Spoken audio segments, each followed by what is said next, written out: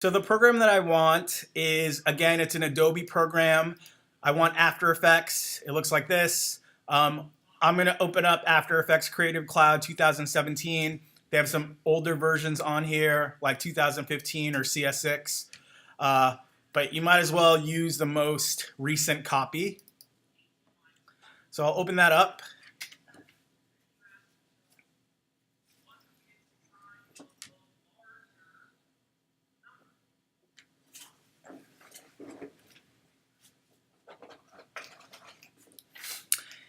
And when I open it up, I'm presented with this kind of interface. I might get this error message, and this is specific to the labs in here, just because the way that they have like all the memory routed. But I might get this message that my disk cache folder is on a drive that does not have enough available space, but I can just ignore that, so I'll just hit OK. Again, that's just an error message that is related to the way that they have all the computers networked in this lab. Then when I start, so if I don't have to use this interface, I can close it out and just open up my new projects using the menu bar up here. But I will use this interface and just create a new project. So here I'm presented with an untitled project, and this is my blank interface. For those of you in my video class, this kind of interface looks similar to Premiere a little bit, right? And it's the same kind of concept. So down here, we have a timeline. So basically all of our footage is gonna rest, we're gonna put it in layers and assemble all of our animation on this timeline. This middle screen is our preview screen. So any changes that we need to make, or if we wanna preview the video, we'll do that through this screen. And then here on the right, we have different info tabs like red, green, blue, the XY location. We've got an audio interface. We've got a preview button. I'm going to say this many times during the lesson because I find that students forget and then they don't understand why their piece isn't previewing. One of the more important things to remember about After Effects is that, like with other kind of nonlinear editing programs that we use like Premiere or QuickTime, you can hit spacebar as a shortcut to play. You can't do that with After Effects. You have to RAM preview it. So you always want to preview it by hitting this play stop button. You don't want to hit spacebar to preview things with After Effects. It's not going to work because the program, when you're animating, it's a very computer intensive process. So the program's using your computer's RAM, that memory, to play it. And it's not going to be able to play it if you just hit spacebar. Like always with this program, remember to not use that shortcut and just hit play stop under preview. So we've got info tabs here that we can look at. We've got our preview screen. And then here we have, once we start importing in footage, we'll have all of our layers and original footage kind of live on this left-hand side of the screen. So for those of you familiar with other kind of nonlinear editing softwares, this looks pretty familiar. After Effects is a really powerful program. It's used for a lot of other things. In this class, we're going to focus on its uses as kind of an animation software. So we'll go over kind of the basics for keyframing. We'll look at this thing called the puppet pin tool that's rigging up a 2D model with After Effects and animating it. It's good practice for when we move on to 3D animation. But After Effects has a lot of other applications for artists and in the industry. It's basically like a kind of post-production software. You can master your footage really easily with After Effects. By that, I mean you can like do a nice color master. So if you need to like color grade your project or make sure that you know the color's really right on it, you can do that with After Effects. You can add special effects with After Effects. You can edit with it. So there's a lot of, mainly After Effects is used to create graphics and to add special effects to live action video. So there's a lot of other uses for what we're going to be using it for. We're going to focus kind of on the animation properties. It's still good to know though, because all the principles are the same. So even though we're focusing on kind of the animation, if you decide after this class or for another project to like do some special effects with video, you'll just know more about the program having kind of studied how to use it for animation. So the first thing that you want to do is create a new project and just go to File, New Project. And then it already has the untitled project up. So then you want to go to your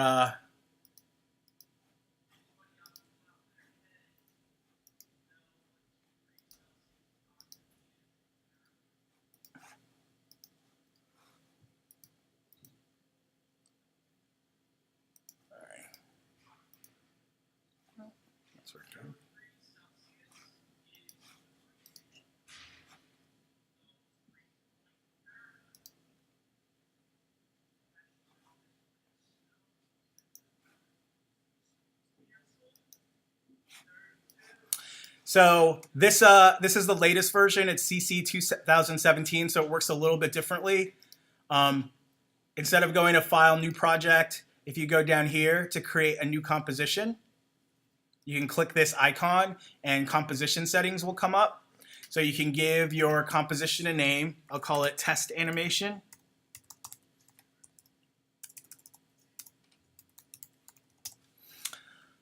And then you could you're going to give your composition a size or an aspect ratio. So there's many different kinds.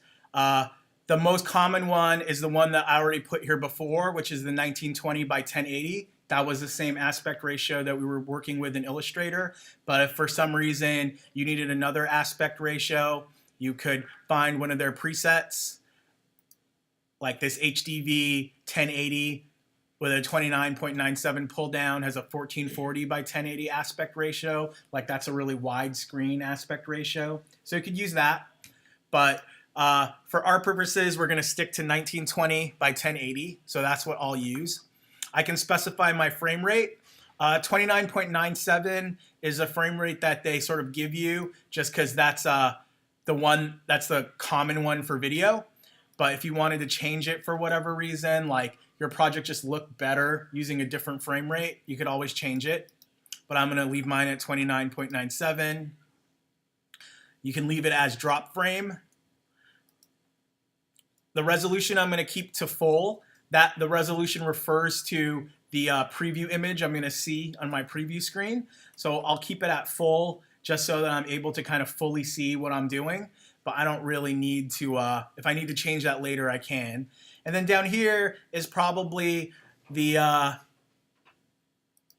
option that you're going to use the most, which is the duration. So here you can set the time of your composition. In other programs like Premiere, you don't have to do this. It automatically creates the length of your timeline for you.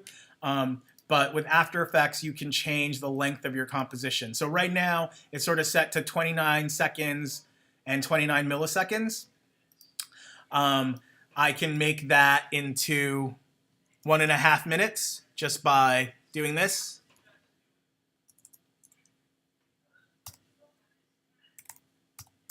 So now I changed it to 1 minute 30 seconds. If I wanted it to be longer, I could change that to 10 minutes 30 seconds, right? For this, I'm just going to keep it at 1 minute 30 seconds though. So when I hit OK, it created my composition, and then it gave me this timeline down here that's 1 minute and 30 seconds long. And if I want, I can kind of like detail into my timeline. Like if I want to see specific frames, I just pull on this slider, and then you can see that the timeline values have changed. So now it's showing me each frame of my animation. So 0 frames, 1 frame, etc. If I wanted to see the whole thing again, I'll just pull out on it, and I can see that the timeline goes all the way to 1 minute and 30 seconds. All right, so right now, I've got this blank sort of project with nothing in it. So what I want to do is start creating, imagery and graphics that I could put in here. I like to work with the transparency grid toggled. That's what you see here with the gray and white checks. That means that there's no background. If we were to export this with an alpha channel, the background would be transparent. If for some reason you didn't want to see the transparency grid, you could just toggle it off. Or if you wanted to create a background, you could do that. So why don't we do that first, is we'll create a background.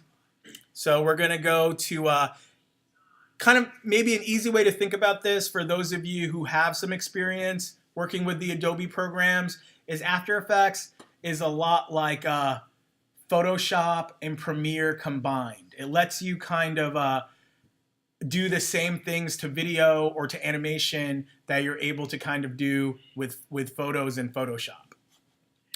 So the first thing we're going to do is create a new layer. So we'll go to Layer, New, and then this is for our background layer. So we'll just do Solid.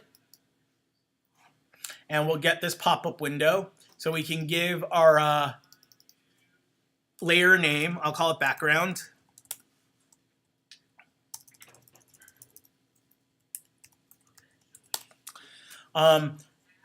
It kind of presets the width to the width of my composition, which is 1920 by 1080, but I can change that if I want.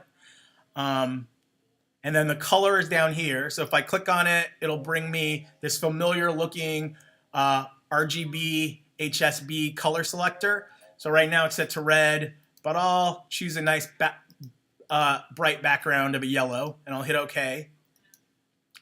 So then it creates a new background layer for me and places that in the timeline. So I'm going to lock this so that I can, because it's my background layer, so I don't really want to, accidentally change this layer unless I really want to. So I'm just going to lock it using that lock icon, and now I can't make any changes to the layer even if I wanted to. But let's get some graphics on here. So we'll go to New Layer again, and we'll go to Shape Layer.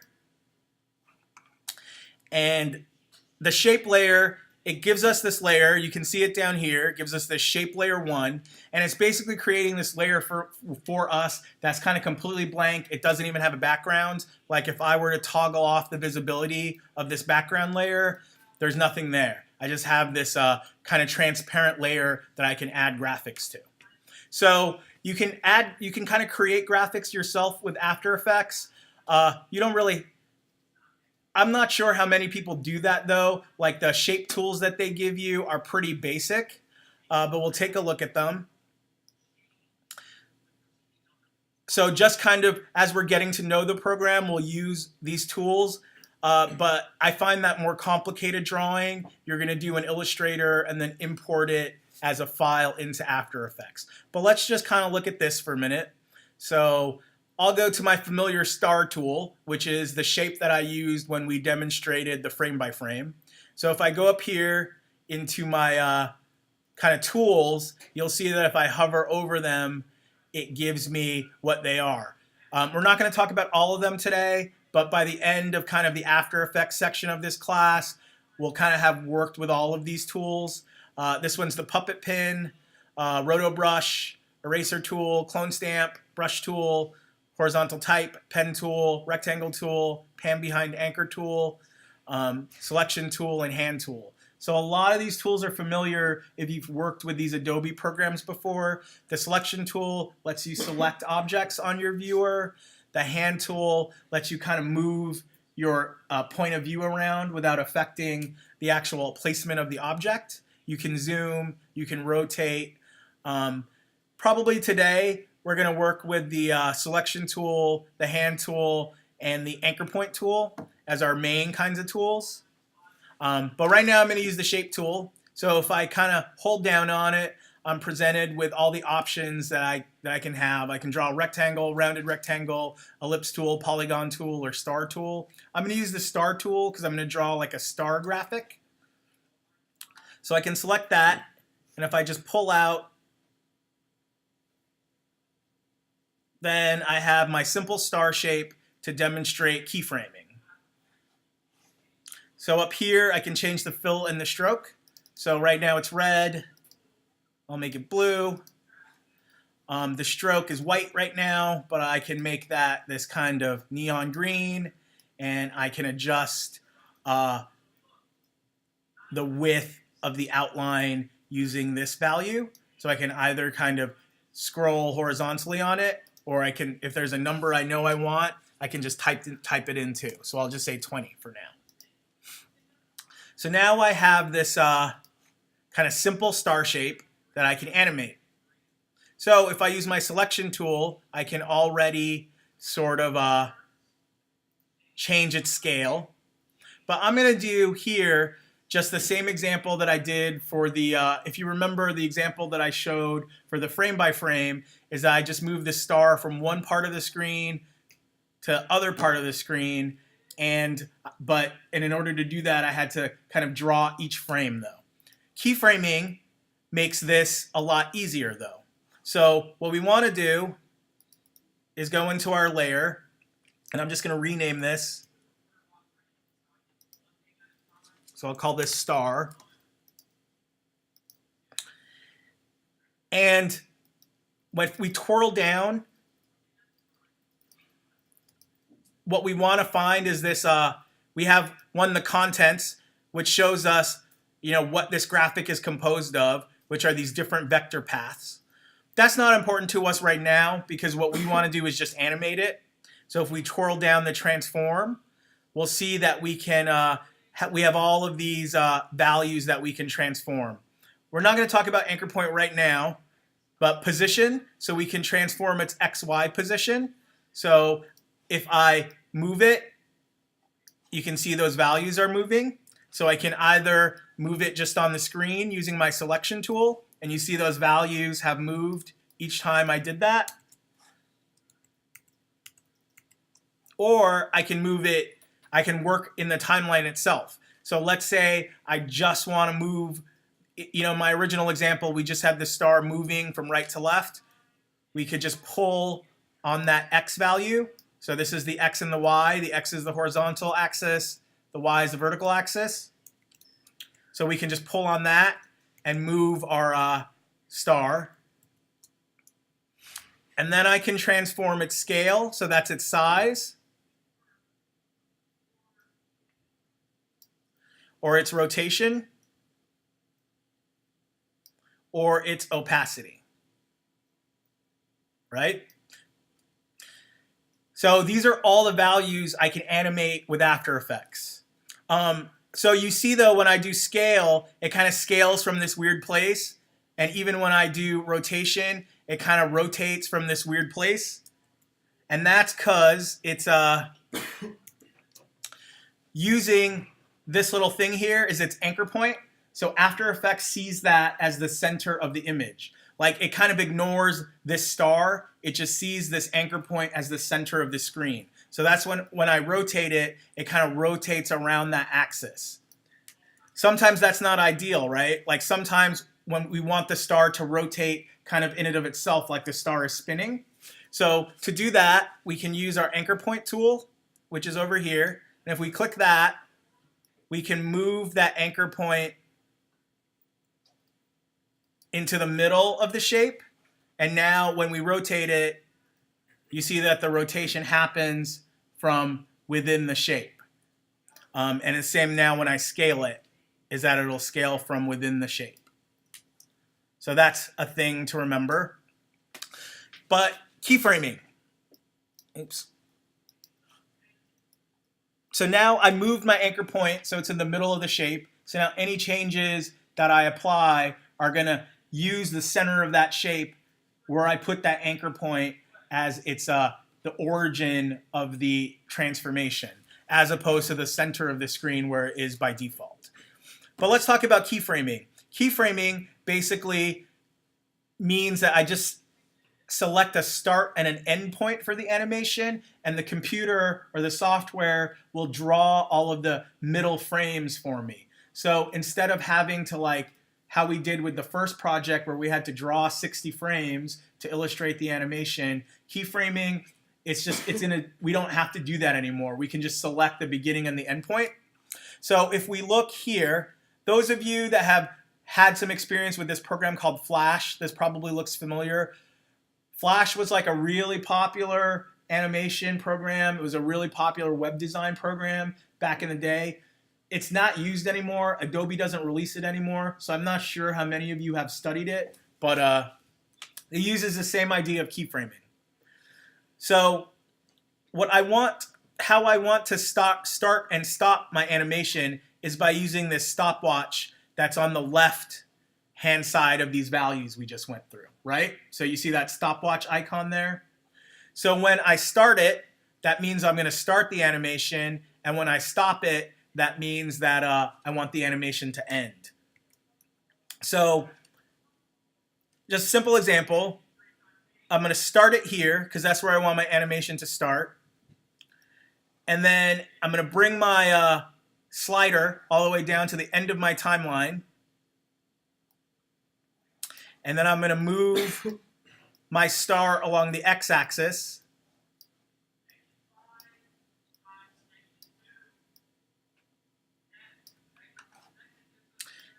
And now, because I had my stopwatch on, it created a keyframe for me here at the beginning, and it created a keyframe for me here at the end.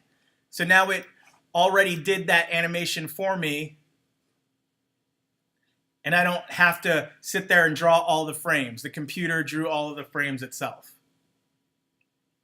So what I basically told the computer to do is I turned on this clock, right? And I said, starting at 0 seconds, I want to move the horizontal position of this star at the end to the end. So right now, it's moving pretty slow because it's taking 1 minute and 30 seconds to make that move. If I wanted that to be faster, I could easily just take this keyframe and pull it closer on the timeline. So whereas I had it at 1 minute, 30 seconds, I can bring it to 15 seconds. And now when I play this, the animation goes faster because I'm just making the time difference.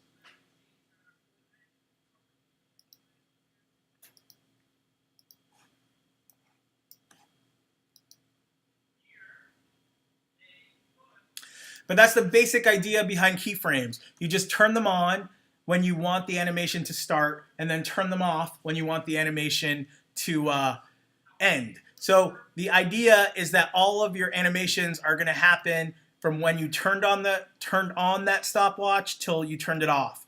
And so how it marks that on the timeline is it gives you these keyframes.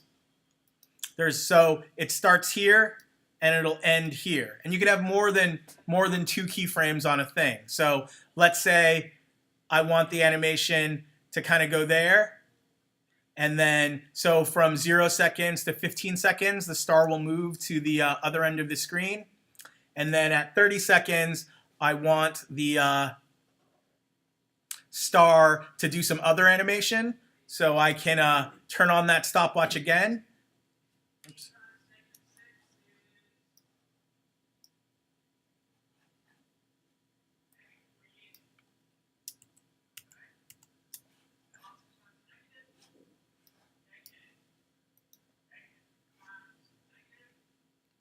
So I'm going to do my first animation, which is at about 15 seconds. I'm going to have the position of that star move.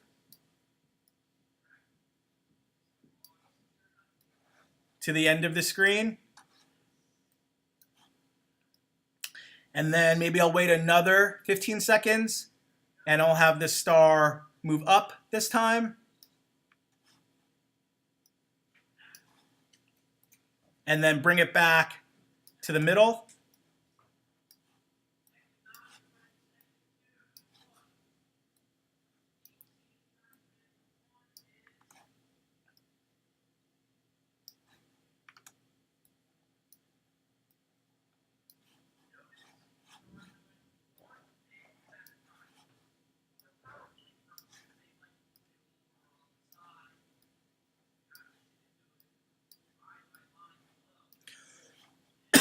So I created these multiple keyframes. You can see these multiple keyframes on my timeline.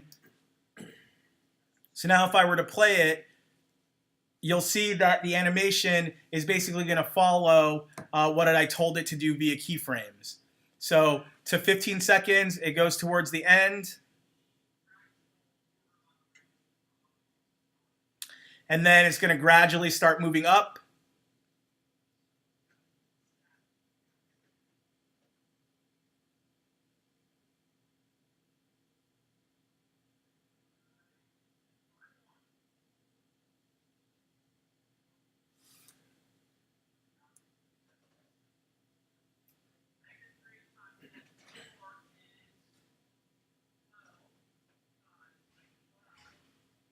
and then it's going to make its way back. It's moving a little slow for me, so I'll just do this.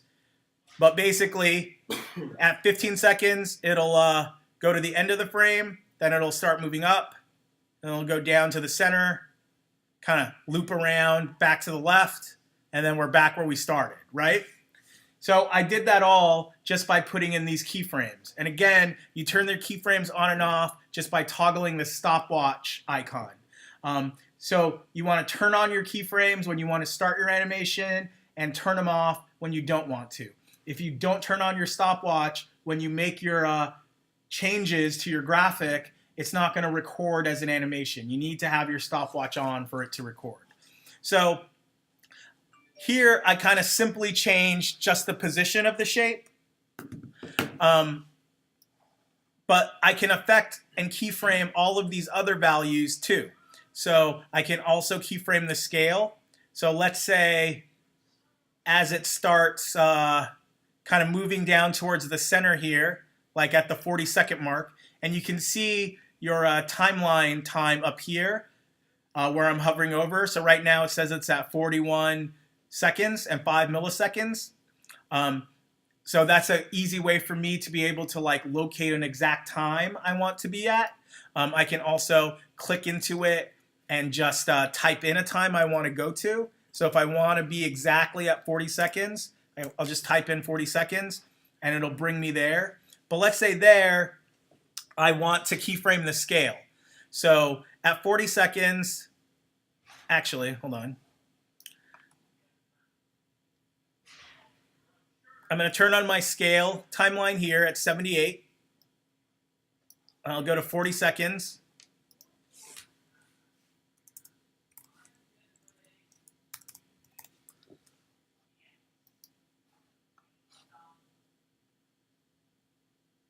And then I'll change the scale at 40 seconds to like 180, 158. So what I did here is I told that star now to grow in size for 40 seconds. So now as you see it moving, it's going to grow in size. So by the time it gets to 40 seconds, then it's that much larger shape that we did. Let's say I didn't want that. Let's say I wanted that change to be faster. I could maybe at 30 seconds or here at 35 seconds.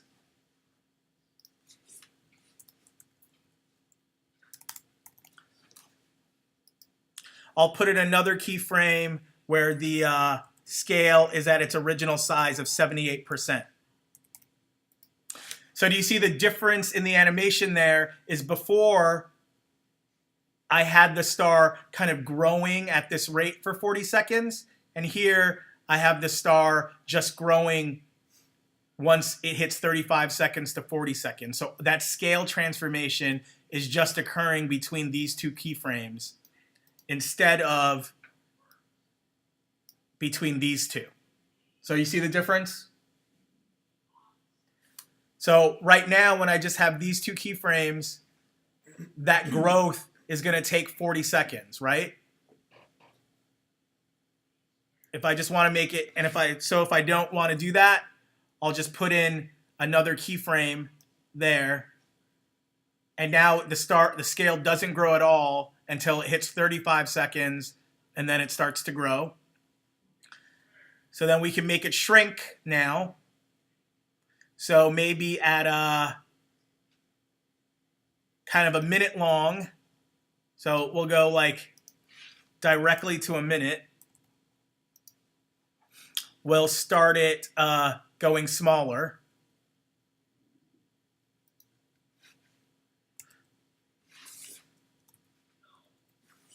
So I'll put in a keyframe here. So I put in a keyframe at a minute. And the keyframes are just triggered every time I change one of these values with the stopwatch on. And then I'll have the star disappear kind of completely at that time. So now what I've done is I've keyframed the position. the scale, right? So this is a really simple graphic, but imagine doing this with video or a more complicated graphic. You can, have some really cool effects just using these. So the other thing that I can change is the rotation. So if I go down to rotation, I'll just click on the stopwatch for that.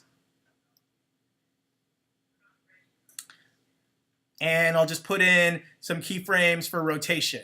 So you can see as I just go down the timeline and kind of shift that rotation, is putting in the keyframes for me.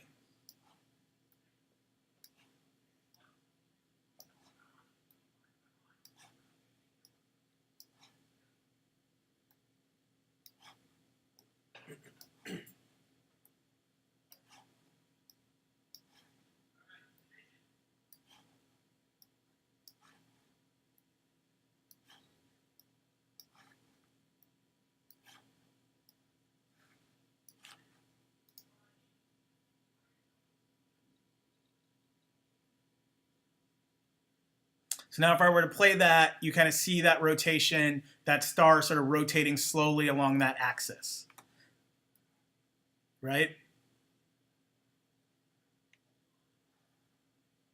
And then you can also change its opacity, which refers to how visible it is. So if I keyframe that, I can maybe have the star flicker a little bit.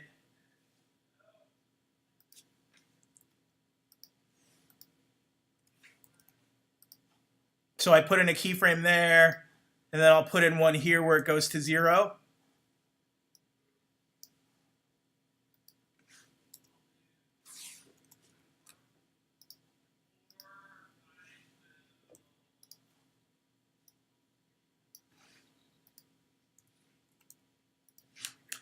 So what that looks like is the star is kind of flickering, right? And you can copy and paste keyframes too. So I made these 2 keyframes where the opacity starts at 0 and then goes to 100 in like half a second. And let's say I don't want to duplicate those. I can just copy, or I don't want to keep doing that manually each time down my timeline. I'll just select both keyframes, Command C to copy, and then Command B, and I'll paste them kind of just randomly along my timeline. And it will place it exactly where your timeline is.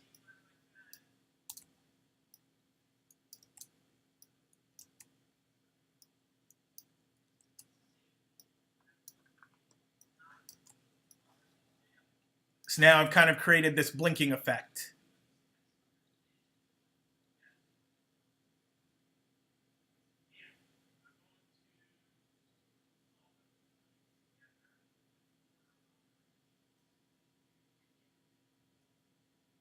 That'll probably look more like blinking if they're closer together.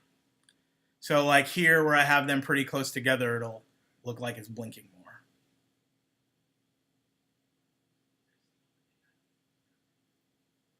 So that's the basic idea of keyframing, is you're just creating, these little diamonds are basically your keyframes. So you can think of this kind of in comparison to the exercise we did earlier with frame by frame, is your keyframes are just your kind of main action points. Like you're only drawing the star at the beginning and at the end. You don't have to draw all the frames in the middle. The computer will do that for you and change the animation based on what you're kind of doing. So why don't you guys try this? Open up After Effects, draw a simple shape, and I'd like to see you animate all of these values, the position, scale, rotation, opacity, and anchor point. And then we'll move on to kind of playing with motion paths and our some 3D.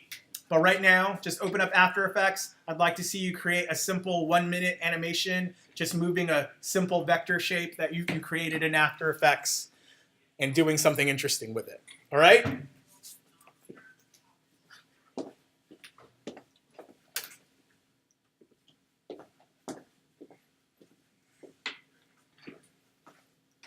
So 1-minute animation, so your timeline should be 1 minute. Change that in your composition settings, and then create a simple vector shape and animate those properties that we went through.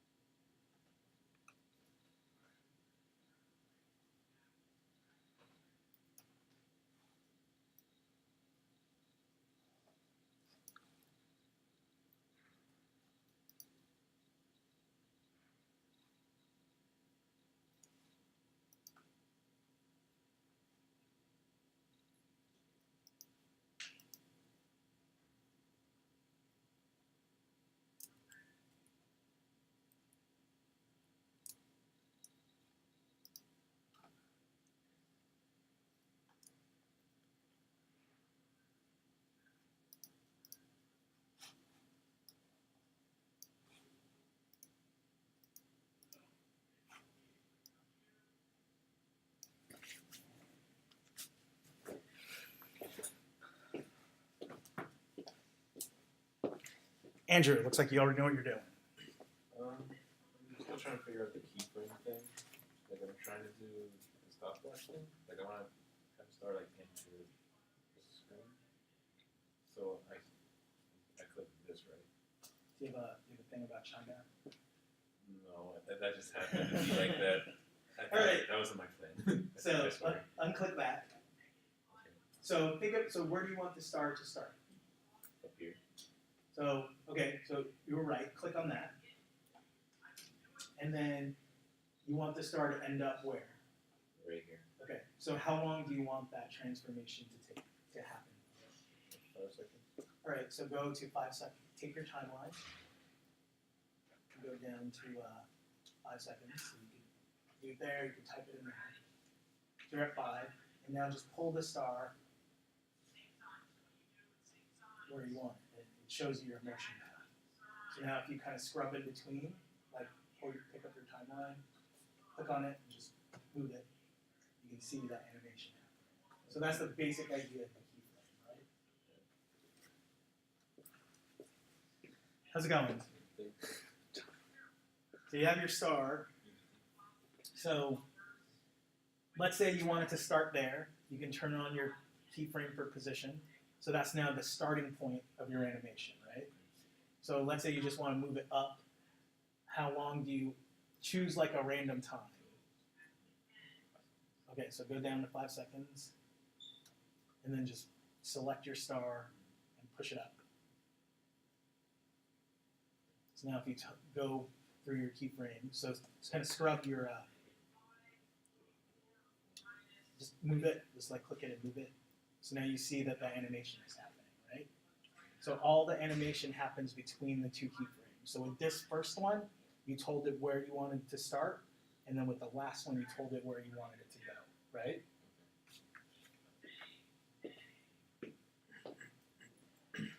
How's it going, Miley? How do you create a new layer again? So you have your composition. So you're going to go to Layer, New. So they have different layer types. We were just working though with the shape layer because that gives you a flare.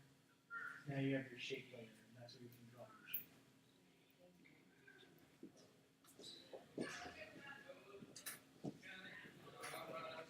How's it going?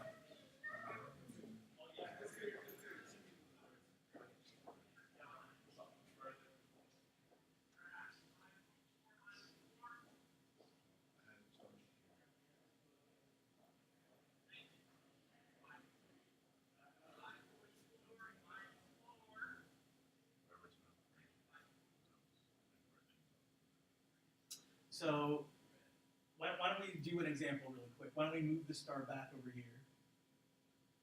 So let's turn on our keyframe for position. So now it's going to give you your beginning keyframe. So that's now you're telling it to start there. So it's going to start over there. And move your thing down. Yeah, like right there. That's fine. Now move your star. And you see it created your other keyframe for you. Right? So now if you move your timeline in between them,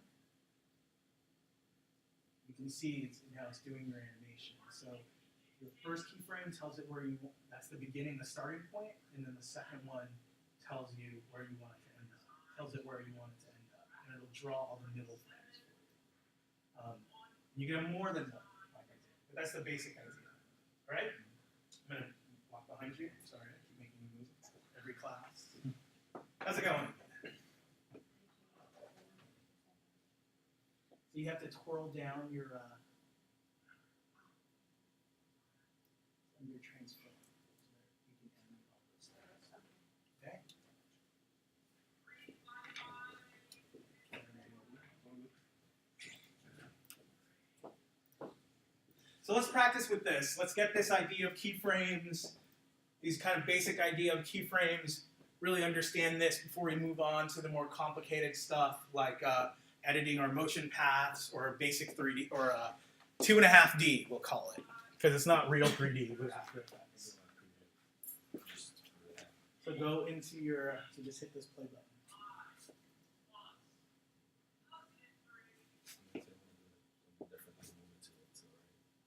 How do you think you would do that? So hit stop because you're still going.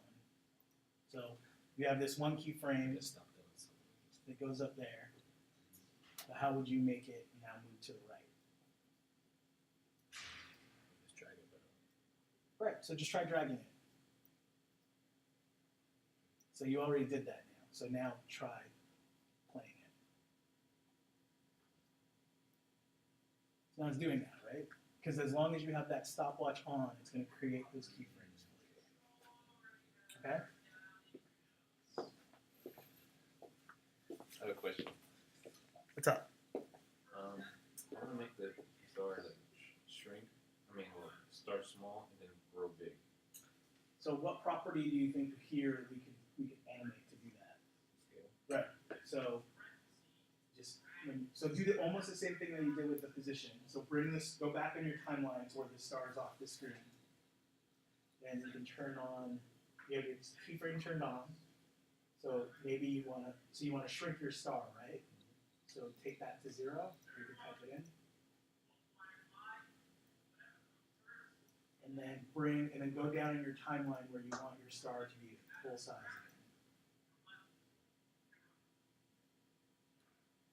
So it looks like you already put those keyframes in, actually. Because you had turned on the scale, right? Oh, did I mess that up? No, you did it. So bring it, try playing that backwards. So it's doing what you want, right? Oh, okay. So it looks like you already did it. Good job. Oh, cool. Thanks.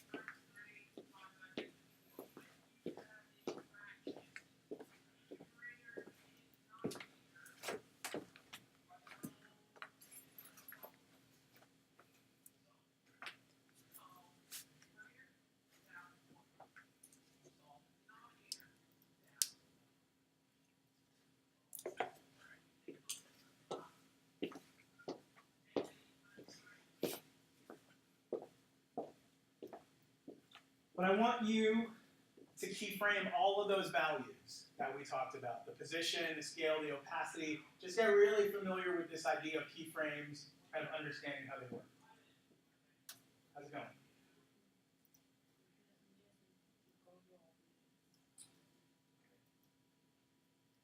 Are you confused? Do you know how to?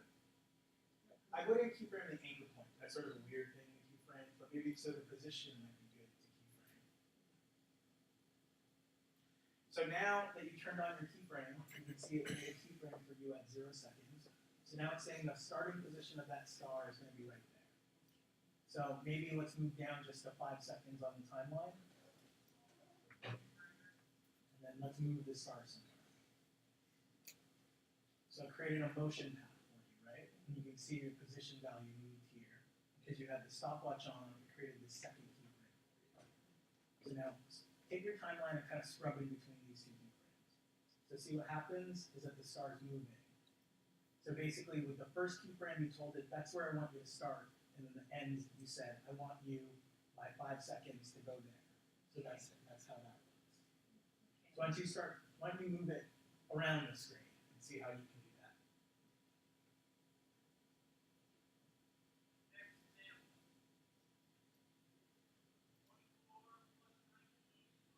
That's moving your motion path. So I leave that alone for right now. So let's just hit Command Z. But so what did you scrub through your timeline to see what you did?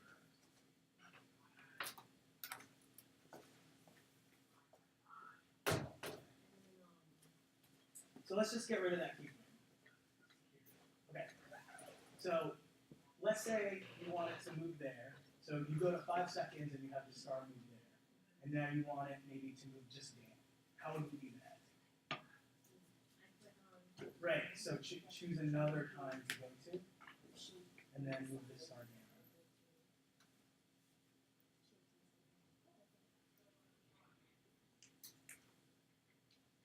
See? Is it making more sense? Yes. So I think also what will make more sense for you is move your timeline to over here. Just move your anchor point, because right now, remember how we talked about After Effects sees it as the whole screen, not the shape. So use your anchor point tool. Right.